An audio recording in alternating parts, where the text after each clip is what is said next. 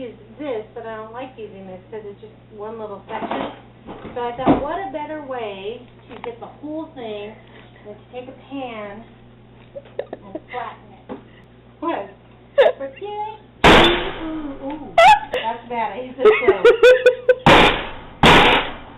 Maybe it's not such a good idea. Okay, well, let me move to this counter. It's a little flatter, but not as flat as I would like.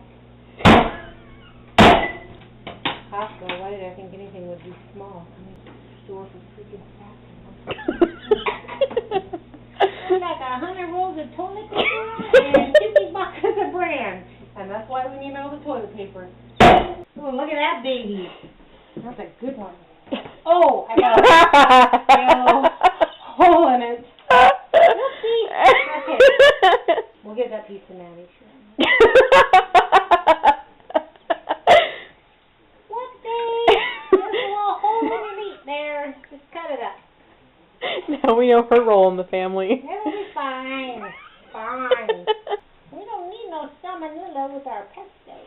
It's the Dina Murray Cooking Show, ladies and gentlemen.